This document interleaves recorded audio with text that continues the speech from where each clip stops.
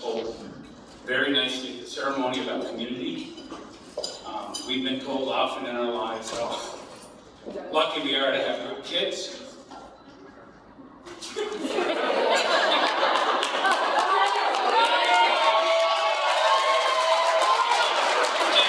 really, we're lucky that our kids make good decisions. I look around the room and I see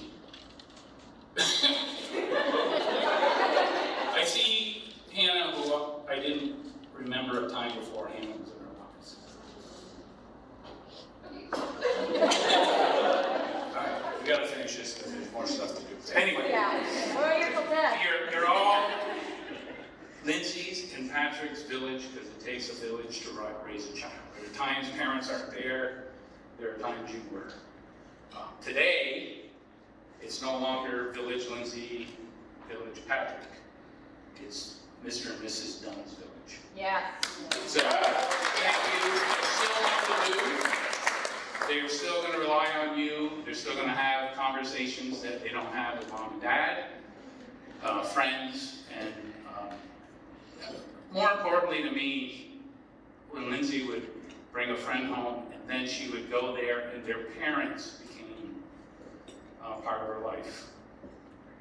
It was nice knowing that support of a parent was out there. Patrick said, one thing, I want to try and tell a story. I try really hard. I have allergies. Everybody knows that. I may not get through this, but Patrick said something in his vows about how his arms are always there to hold him now, and he doesn't know what he's asking. I just want to tell this story so he understands. And I know I want to go back about 31 years and talk about Lindsay's birth, and I know there's some young men in the room that are still single, so I'm going to skip the scary parts, and I'll get to where the doctor is holding her by her ankles, and he's cleaning out her airway so she can take her first breath, and I witnessed her first breath. The air went in, and a scream came out. And at first I said, wow, there's a strong girl. The world is never going to have to wonder if she's upset. And the doctor then turned and gave her to the nurse, and he went back to the scary stuff, and I said, I'm going with the baby, as the nurse walked away. And the nurse was talking to Lindsay. It's okay, sweetie. I'm just going to weigh you and measure you.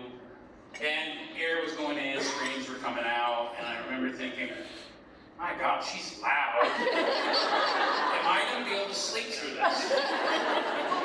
And the nurse would say, okay, I'm going to put a diaper on you, and I'm going to put a little beanie on you, and air is going in, screams are coming out. And I'm like, oh, I need to call my mom. I need to know how old this stops. How way is this stop? And then she put a blanket around her, wrapped her tight, and she said, I'm going to hand you to your dad. And she handed me this stiff as a board, tense, newborn child. I could see her fist balled up in the blanket. Her face was deep red.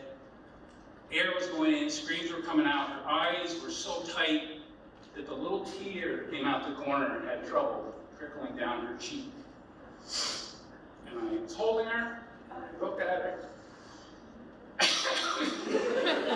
and I said, hey, little peanut, it's going to be okay. Daddy's got you.